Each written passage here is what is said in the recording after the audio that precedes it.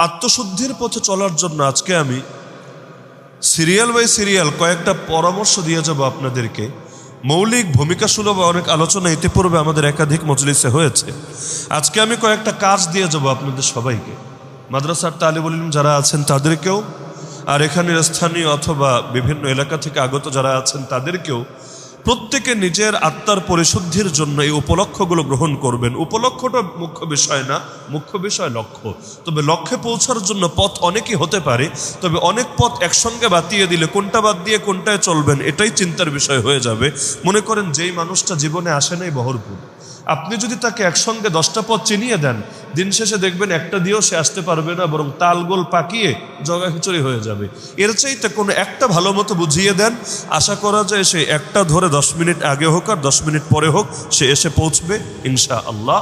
তো সুতরাং আমরা আজকে একটা পথ ধরিয়ে দেব আপনাদেরকে। আমার অনুরোধ থাকবে প্রত্যেকের প্রতি যে কম পারেন বেশি পারেন এই পথগুলো আপনারা অবলম্বন করবেন। একান্ত যদি এর চাইতে উত্তম কোনো পথ আপনার কাছে থাকে সেটা আপনি অবলম্বন করেন, তবে লক্ষ্যে পৌঁছতে হবেই হবে।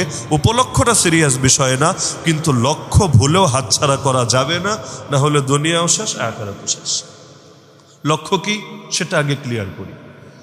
আমাদের লক্ষ্য হলো রব্বুল আলামিনের সন্তুষ্টি অর্জন করা, এবং সেই সন্তুষ্টি অর্জন করার জন্য সদা সর্বদা রবের জিকিরকে, রবের স্মরণকে অন্তরে ধারণ করতে পারা।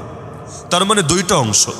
এক নম্বরে আমাদের মূল গন্তব্য, মূল লক্ষ্য, মূল উদ্দেশ্য, এর বাইরে উদ্দেশ্য কারো হতেই পারে, অন্য পরিচয় তো দূরের কথা। আমাদের প্রধানতম লক্ষ্য হলো রবের সন্তুষ্টি অর্জন করা। কোরআন বলে দিচ্ছে ওয়ারিদওয়ানুম মিনাল্লাহি আকবার, আল্লাহর সামান্য সন্তুষ্টিও সবচাইতে বড়। আকবার শব্দ তো আমরা আজানেও শুনি, আল্লাহ আকবার। আকবার মানে যেটা সবচাইতে বড়। আল্লাহ আকবার মানে কি? আমার আল্লাহ সবচাইতে বড়, তার সমতুল্য কেউ হতে পারে না, তার চাইতে বড় হবে দূরের কথা। তো যত নেয়ামত হতে পারে জগতে, কোরআন জানিয়ে দিচ্ছে সবচাইতে বড় নেয়ামত হলো রবের সামান্য সন্তুষ্টি পেয়ে যাওয়া।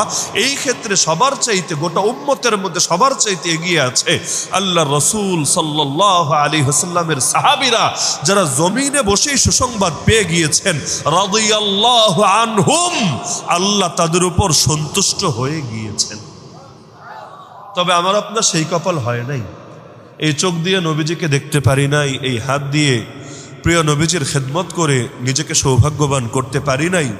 জমিনে বসে রাদিয়াল্লাহু আনহুম এই ঘোষণাটা সরাসরি ওহীর দ্বারা সুনিশ্চিতভাবে আমার ব্যাপারে আছে কিনা, এটাই তো মরার আগ পর্যন্ত নিশ্চিত হওয়ার সুযোগ আমার জন্য নাই। তবে কোরআন মাজিদে আল্লাহ জানিয়ে দিয়েছেন যে আল্লাহর এই যে রাদিয়াল্লাহু আনহুম এই কথাটা শুধু সাহাবীদের ব্যাপারেই প্রযোজ্য এমন না। ওয়াস-সাবিকুনাল আউয়ালুনা মিনাল মুহাজিরিন ওয়াল আনসার ওয়াল্লাযীনা ইত্তাবাউহুম বিইহসান রাদিয়াল্লাহু আনহুম ওয়া রাদু আন। যারা মুহাজির এবং আনসারদের মধ্যে অগ্রবর্তী তারা, এবং পরবর্তীতে যারা তাদেরকে উত্তমভাবে অনুসরণ করবে। উত্তমভাবে অনুসরণ নবীজির জীবদ্দশাই হোক অথবা নবীজির পরে তাবেঈদের জামানায়, তাবেঈদের জামানায়, যে জামানাই হোক, কোরআন মাজিদ বোঝার একটা মূলনীতি হলো কোরআনে রব যেটা ব্যাপক রাখেন সেটা ব্যাপকভাবেই বুঝতে হয়, রব যেটাকে সীমিত করে দেন সেটা সীমিতভাবেই বুঝতে হয়। আরবিতে বলে আল মুতলাকু ইয়াজরি আলা ইতলাকিহি ওয়াল মুকাইয়াদু ইয়াজরি আলা তাকয়িদিহি। তো রব বলে দিয়েছেন যে যারাই সাহাবায়ে কেরামকে অনুসরণ করবে, প্রথম সারির মুহাজির এবং আনসারদের পথে চলবে, সবার ব্যাপারে আল্লাহ বলে দিচ্ছেন পাইকারি ভাবে, ঢালাও ভাবে রাদিয়াল্লাহু আনহুম, আল্লাহ তাদের উপর সন্তুষ্ট হয়ে গিয়েছেন। তবে অনুসরণটা হতে হবে কিভাবে? রবের শব্দ বিইহসান, উত্তম ভাবে, যথাযথভাবে, নিখুঁতভাবে, যথোপযুক্তভাবে। তো যদি অনুসরণটা একেবারে খাপে খাপ হয়ে যায়, তাহলে সাহাবীরা যেভাবে শুনেছেন রাদিয়াল্লাহু আনহুম, আমার আপনার জন্য রবের ঘোষণা রাদিয়াল্লাহু আনহুম। তবে চূড়ান্তভাবে এটা জানতে পারবো সেদিন, যেদিন জান্নাতে যাওয়ার পর সরাসরি রবকে দেখতে পারবেন। কিভাবে?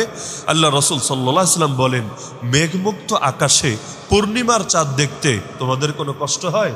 সাহাবীরা বলল, ইয়া রাসূলুল্লাহ, না, কোনো কষ্ট হয় না। আল্লাহ রসুল বললেন, জান্নাতে যাওয়ার পর রবকেও এভাবে স্পষ্টভাবে দেখবা, কোনো অস্পষ্টতা থাকবে না। তো জান্নাতের সবচেয়ে বড় নেয়ামতি এটা, রবকে রবের দিদার নসিব হবে, রবকে চোখ জড়িয়ে দেখবে, সব সৌন্দর্যের স্রষ্টা যিনি। আরে অনেক সুন্দর সিনারি আছে, দেখলে চোখ সরানো যায় না। তো সব শুধু দুনিয়ার সৌন্দর্য না, জান্নাতেরও সৌন্দর্যের খালেক যিনি, তাকে যখন বান্দা দেখবে আর তিনি যখন সরাসরি বান্দাকে জানিয়ে দিবেন, বান্দা শোন, চিরতরে সন্তুষ্ট হয়ে গেলাম তোর উপরে, আর কোনোদিন রাগ করব না, ফালা আসখাতু বাদাহু আবাদা, আর কখনোই তোদের উপর রাগ করব না। রব যদি রাগ না করেন, জান্নাত থেকেও আর বের হওয়া লাগবে না। এর চাইতে বড় খুশির বিষয় বান্দার জীবনে কিছু হতেই পারে না।